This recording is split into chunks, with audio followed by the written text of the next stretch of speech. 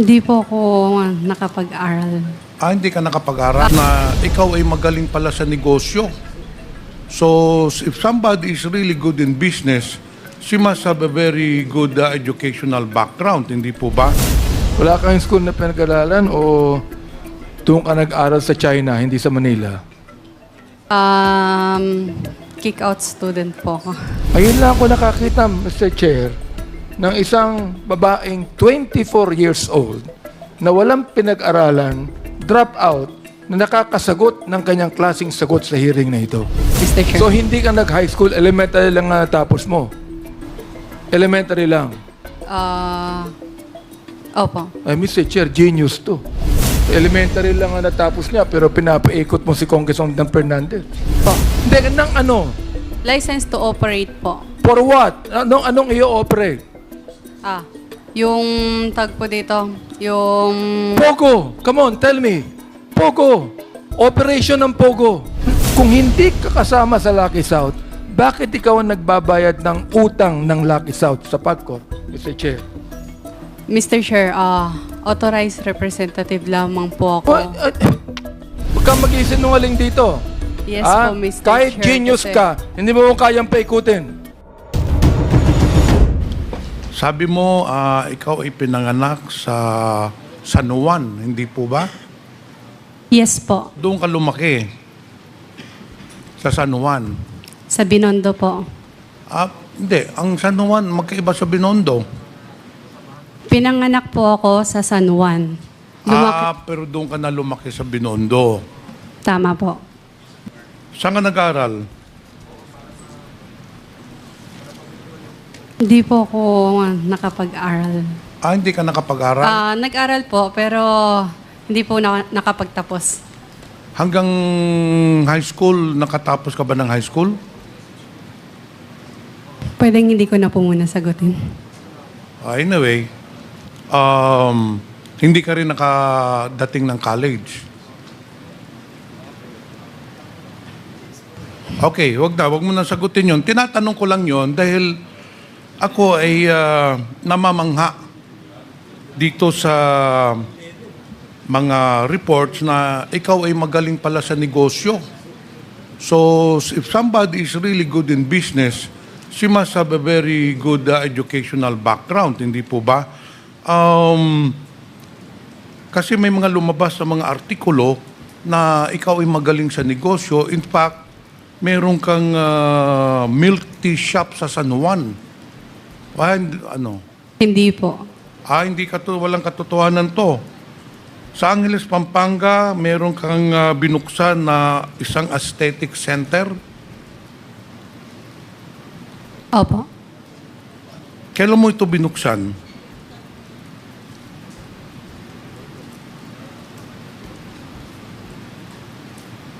Hindi ko po matandaan yung exact Okay, year. anyway, ito ay wala kang kasosyo, sa'yo lang to. Itong aesthetic center sa Pampanga, Angeles, wala kang kasosyo, may kasosyo ka rito. Pwedeng hindi ko po siya sagutin. Kasi hindi naman po siya related. Walang problema yon. Maraming ka pang, salamat po. ibang negosyo. Sabi nga sa artikulo, ikaw bata ka pa lang, nagninegosyo ka na, marami kang negosyo, and then meron ka ring isang cafe-restaurant sa resort doon, hindi po ba? Meron po. Ayun ba ay nag-ooperate pa hanggang ngayon? Yes po. Okay. Why do you refuse to answer Congressman Pimentel when he asked you about your schooling? Mr. Chair, hindi Why? hindi po kasi ako nakapagtapos. Hindi naman nakakaya, hindi ka nakapagtapos eh. Gusto lang na yung malaman kung saan ka nag-aral. Yun naman ang tanong, di ba? Hindi naman tinanong na kung Yes saan po. ka nagtapos. Ang kitatanong natin, kung saan ka nag-aral. Pwede ba sagutin mo yan? Mr. Chair, marami po akong school na pinag-aralan po. Wala kang school na pinag-aralan o doon ka nag-aral sa China, hindi sa Manila? Kick out student po ako. Kick out ka. Magaling. I mean, ngayon lang ako nakakita ng hindi nag-aral at kick out na magaling sumugot sa hearing na ito. Ang mga kausap mo, mga congressman, pero ang galing mong sumagot, ang galing mo kami paikutin dito. Ngayon lang ako nakakita, Mr. Chair, ng isang babaeng 24 years old na walang pinag-aralan, drop out, na nakakasagot ng kanyang klaseng sagot sa hearing na ito. Pakisagot mo nga, Miss Casyong.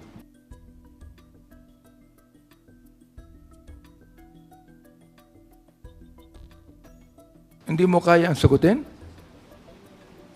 Aba, magaling ka. Sapagkat napapaikot mo kami lahat dito. Oo.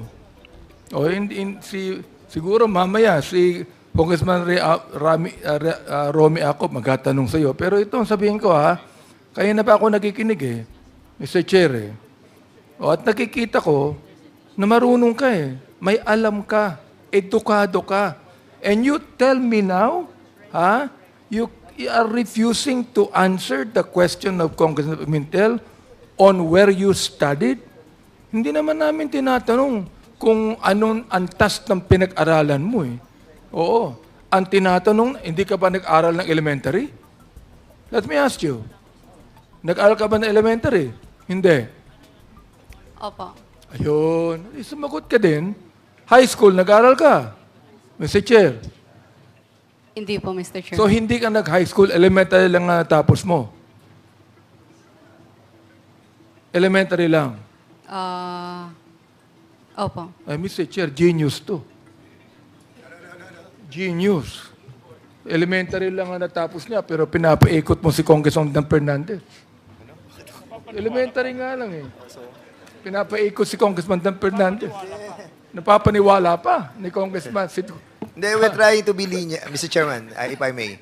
We're just trying to be lenient because, yun nga, sinasabi natin, okay naman, nag-waiver na siya Yun nga lang problem, si withdraw And that's the reason why medyo, bakit ganun? Kasi nga, winidraw na namin yung, Tingnan mo di ba? Kanina, nabanggit mo kay Congressman Dan Fernandez, hindi nabigyan ng lisensya. Narinig ko yun, You were not given a license. Now, what license are you talking about? Nag-email po Mr. Chair, nag-email po si PAGCOR sa email ko dahil ako po yung authorized po.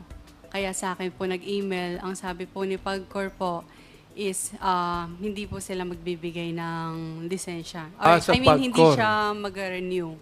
PAGCOR. Opo, Ang Mr. Chair. PAGCOR, hindi nagbibigay ng lisensya sa mga building. Nagbibigay ng lisensya sa POGO. Di ba? Opo, bali po. Kanina binabanggit mo na wala kang kinalaman sa POGO Mr. Chair, may I explain po?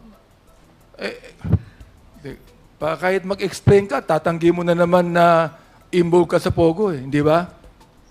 You're going to explain, but you will still insist that you have nothing to do with POGO.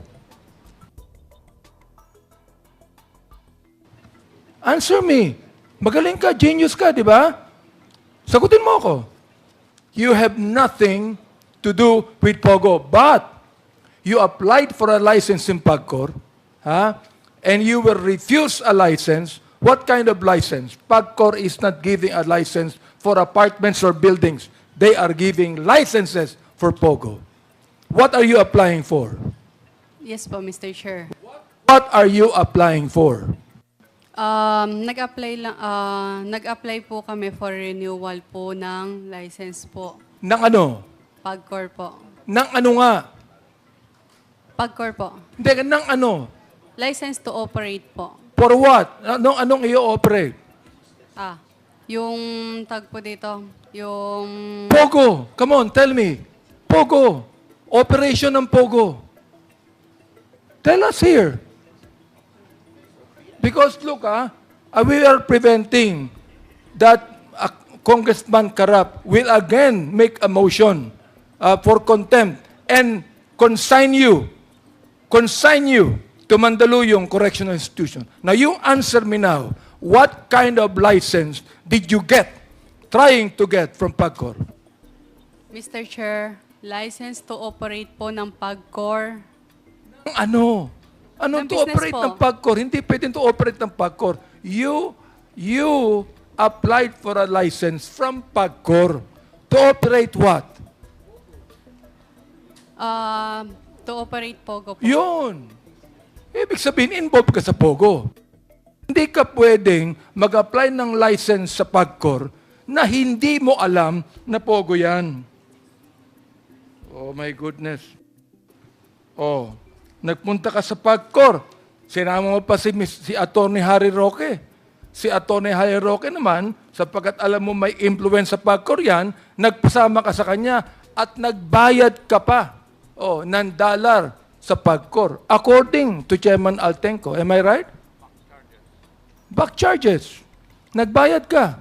Am I right? Yes po, Mr. Chair. Oh, For ano yung binayaran mo? utang po. Utang ng Lucky South. ano? Utang mo? O No. utang ng po ano? ng Lucky South sa Therefore, PAGCOR po. kung hindi ka kasama sa Lucky South, bakit ikaw ang nagbabayad ng utang ng Lucky South sa PAGCOR, Mr. Chair? Pwede po, Mr. Chair. Sige, go pwede. ahead. Go ahead. Mr. Chair, authorized representative lamang po ako. Whatever it is, authorized representative ka, utusan ka, pero ikaw ay inutusan ng Lucky South, magbayad ka sa PAGCOR ng back charges sapagkat ikaw mismo ang nag-apply sa PAGCOR ng POGO.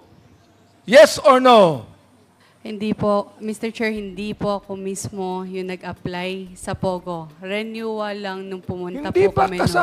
kasama ka ni Atty. Jairo sa Yes PAGCOR? po, for renewal po. Ibig sabihin, ikaw ang nag-renew o nag-apply, whatever it is. Basta napunta ka sa PAGCOR. Am I right? Yes po. Ikaw ang nagbayad. Am I right? Yes po, Mr. Chair. At ang binayaran mo sa PAGCOR, ukol yun sa POGO. Am I right? Yes or no? Huwag kang mag-isinungaling dito. Yes po, Mr. Kahit Chair, genius kasi- ka, hindi mo kayang paikutin. Kaming dalawa ni Congressman Romy Acop. Si Congressman Dan, kaya hindi mo pa pinapaikot yan eh.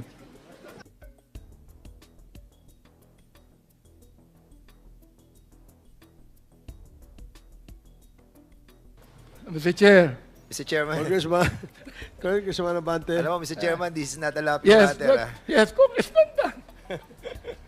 No, I just wanted to also to clarify that my position is to really to find out yung nalalaman ni Miss Cassandra Ong. Yun lang naman ang intention natin, to find out the truth, to help us ease the problems that we are encountering on trying to link each and every one of those who have perpetrated crimes on this Pogo Hub. And I thought, and we thought, that she'll be cooperating with us. But unfortunately, it seems that she doesn't want to cooperate. I hope, Kasi, that you will change your mind. Thank you, Mr. Chair. Noted. I know that Congressman Dan is so kind with beautiful women.